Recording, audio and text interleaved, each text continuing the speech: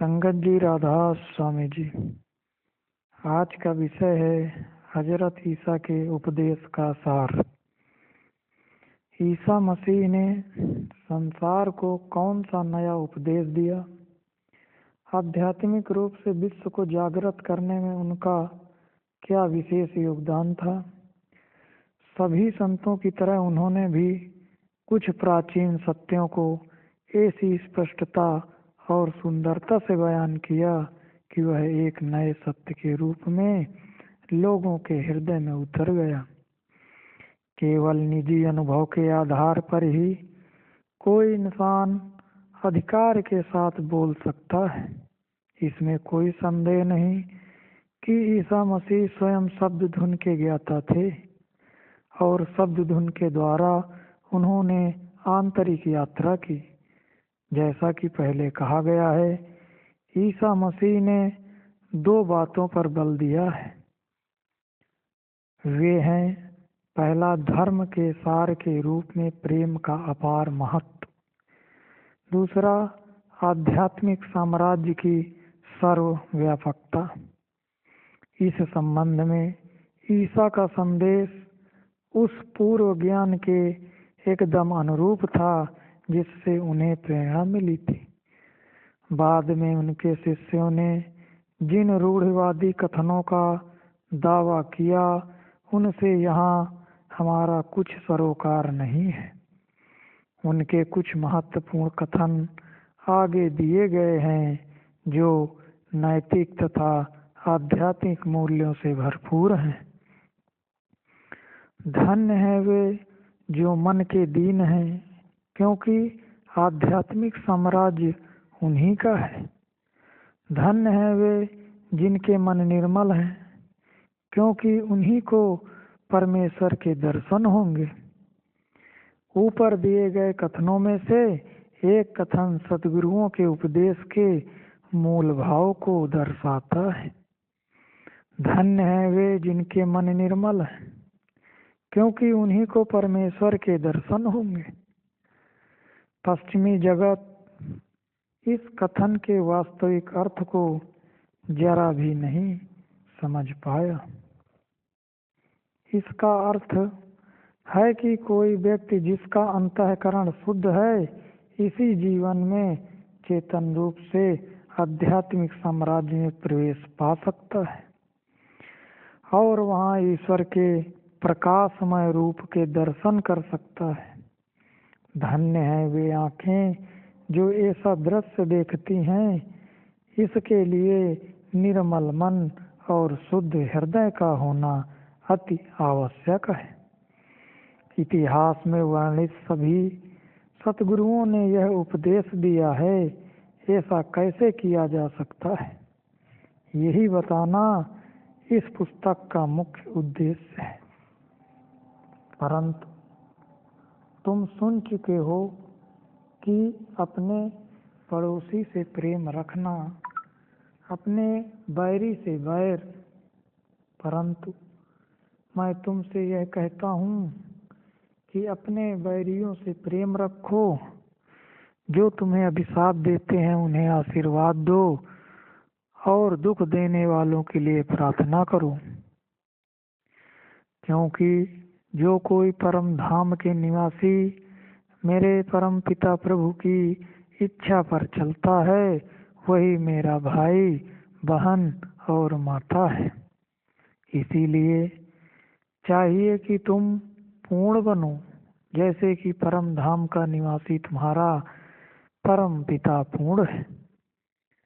मैं तुमसे सच कहता हूँ कि जब तक तुम अपने आप को बदलते नहीं, छोटे बच्चों के समान नहीं बन जाते, तब तक तुम आध्यात्मिक साम्राज्य में प्रवेश नहीं पाओगे। सतगुरुओं का यह एक और अति महत्वपूर्ण निर्देश है। कोई भी इस द्वैत के पर्दे को तब तक नहीं भेद सकता जब तक वह मैं यानी अहम से पूरी तरह छुटकारा नहीं पा लेता और एक छोटे बालक की तरह विनम्र और अहंकार रहित नहीं हो जाता। इसी तरह का एक और कथन है, जो कोई अपने आप को एक बच्चे के समान छोटा समझेगा, आध्यात्मिक साम्राज्य में उसका स्थान बड़ा होगा। सतगुरु हमेशा विनम्रता पर बल देते हैं, जो एक शक्तिशाली मनुष्य को एक छोटे से बालक के समान बना देती है। प्रकाश के साम्राज्य में प्रवेश करने के लिए विनम्रता पहली आवश्यकता है। तब पीटर ने आकर उससे कहा, हे प्रभु, यदि मेरा भाई अपराध करता है तो मैं कितनी बार उसे क्षमा करूं? क्या 7 बार तक? यीशु ने उससे कहा, मैं तुझसे यह नहीं कहता कि 7 बार, बल्कि 7 बार के 70 बार गुने तक। हे गुरुदेव, तुम्हारी व्यवस्था में कौन सी आज्ञा सबसे बड़ी है? यीशु ने उससे कहा, तू अपने प्रभु परमेश्वर से अपने मन, अपने प्राण और दिल के साथ प्रेम कर। पहली और मुख्य आज्ञा यही है, और दूसरी भी उसी के समान यह है कि तू अपने पड़ोसी से अपने समान प्रेम कर। ये ही 2 आज्ञाएं सारी व्यवस्था और सारे पैगंबरों के उपदेश का आधार है। ईसा मसीह के इस एक कथन में उनके उपदेश का पूरा सार मिलता है। सारे दर्शन शास्त्र और धर्मों में प्रेम के सिवा और कुछ महत्वपूर्ण नहीं है। यदि संसार की हर पुस्तक नष्ट कर दी जाए, नीति शास्त्र का हर संग्रह, हर पवित्र धर्म ग्रंथ, इस संसार में छपी हर पंक्ति नष्ट कर दी जाए, सिवाय इस एक कथन के जो विनम्र और प्रेममयी गलील निवासी के मुख से निकला, तो भी विश्व के पास वह सब कुछ होगा जो इसके लिए जरूरी है। इसके अतिरिक्त विश्व को दूसरी आवश्यकता जीवित सतगुरु की है, जो आंतरिक मंडलों में इसकी अगुवाई करे। प्रेम और थोड़े से खाने, कपड़े और सिर ढकने की जगह के अतिरिक्त इस जगत में कुछ भी ऐसा नहीं जिसकी किसी को जरूरत है।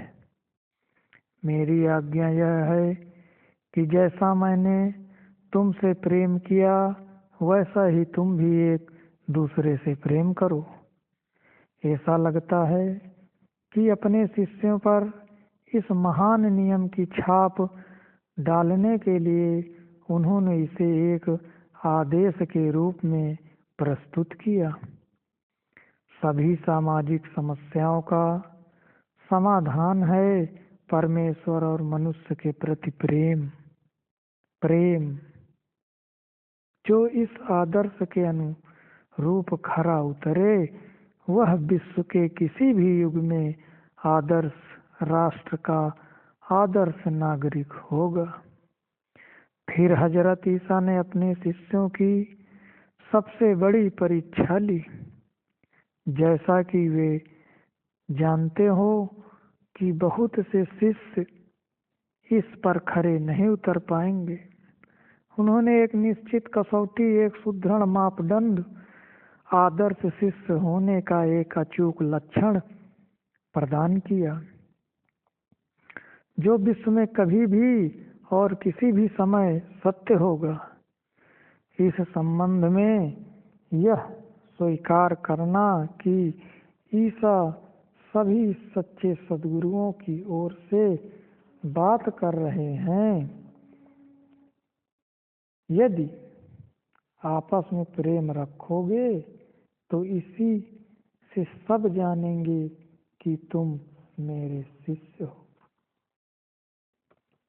यह कहना उचित होगा कि यदि ईसा के अनुयायी इतिहास में इस कसौटी पर खरे उतरे तो विश्व का 3/4 भाग आज ईसाई होता। यह भी उतना ही सच है कि यदि कोई अन्य संस्था या समूह प्रेम को अपने जीवन का एकमात्र नियम बना लें और बिना चूके इन आदर्शों के अनुसार जीवन व्यतीत करे, तो यह संस्था चाहे वह किसी भी नाम से हो, घास के मैदान में लगी आग की तरह सारे संसार को समेट लेगी। यही वह आदर्श है जिस पर सभी सतगुरुओं ने इतना बल दिया है। आमतौर पर यह सोचा भी नहीं जा सकता और विश्वास भी नहीं होता कि एक ऐसी हस्ती जो प्रेममयी करुणा से लबालब भरी हुई थी और प्रेम के सिद्धांत का प्रचार और पालन कर रही थी, अपने ही लोगों की अज्ञानी और अंधी भीड़ द्वारा बेरहमी से मार दी जाएगी। इस संसार में धार्मिक कट्टरता और धार्मिक उग्रवाद जैसा भयानक नरक और नहीं है। तुम उस शब्द के कारण जो मैंने तुमसे कहा है पवित्र हो। बहुत से चिंतकों के लिए यह एक दुविधा है, शब्द या उपदेश किसी को कैसे पवित्र कर सकता है। इस वाक्य की अधिक उपयुक्त व्याख्या यह हो सकती है, अब तुम उस शब्द के कारण पवित्र हो जिसका भेद मैंने तुम्हें दिया है। वह शब्द कौन सा है? वह शब्द इस जगत और सभी लोगों को पूरी तरह से शुद्ध करने वाला है। यह सबको पवित्र करने वाली शब्द धुन है जिसका वर्णन बाइबिल में सेंट जॉन के प्रथम अध्याय में किया गया है। वह शब्द जिसमें से सब कुछ उत्पन्न हुआ है, यही शब्द धुन मन को निर्मल करती है। इसके अलावा कुछ भी मन को निर्मल नहीं कर सकता। सभी सतगुरुओं ने यही उपदेश दिया है। मनुष्य ने जब भी शब्द धुन के ज्ञान के बिना मन की निर्मलता तथा आध्यात्मिक उन्नति के लिए प्रयास किया, उसे असफलता ही मिली। इतिहास ऐसी असफलताओं के प्रमाणों से भरा हुआ है। जब किसी सतगुरु का शिष्य सचेत होकर उस शब्द धुन से जुड़ता है तो वह विकारों की मैल से साफ हो जाता है और आंतरिक मंडलों के योग्य बन जाता है। यदि तुम्हें मेरे में स्थिर रहोगे और मेरे उपदेश तुम्हारे अंदर स्थिर रहेंगे तो तुम जो भी मांगो तुम्हें मिल जाएगा।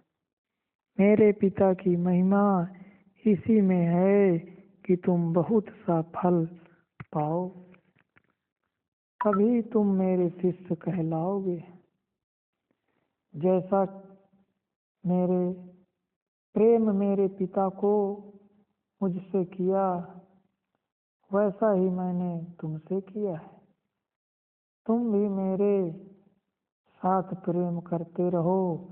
यदि तुम मेरे आदेशों का पालन करोगे तो तुम मेरे प्रेम में स्थिर रहोगे। जिस तरह मैं अपने पिता परमेश्वर के आदेशों का पालन करता हूँ और उनके प्रेम में स्थिर रहता हूँ। इसे समझने में अधिकांश ईसाई कठिनाई महसूस करते हैं। यदि तुम मुझ में स्थिर रहोगे और मेरे उपदेश तुम्हारे अंदर स्थिर रहेंगे तो तुम जो भी मांगो तुम्हें मिल जाएगा। सतगुरु का आध्यात्मिक मार्ग ही इस कथन के सही अर्थ बताता है, परंतु बहुत कम कमाई, बहुत कम ईसाई इसे सत्य मानते हैं या इसके द्वारा परमात्मा से मिलाप होना संभव मानते हैं। फिर भी यह सच है कि यदि कोई शिष्य अपने गुरु यानी सतगुरु के आदेशानुसार रूहानी अभ्यास करता है, सतगुरु से सदैव प्रेम बनाए रखता है और सतगुरु के वचनों पर दृढ़ता पूर्वक चिंतन करता है, तो बहुत शीघ्र ही वह इतनी आध्यात्मिक उन्नति कर लेता है कि उसकी छोटी से छोटी इच्छा भी अपने आप पूरी होती जाती है। तब उसे न केवल वह प्राप्त होता है जो वह मांगता है, बल्कि मन में इच्छा उठते ही वह पूरी हो जाती है। परंतु कितना खेदजनक है कि ईसाइयों ने इन शब्दों का असली अर्थ खो दिया है।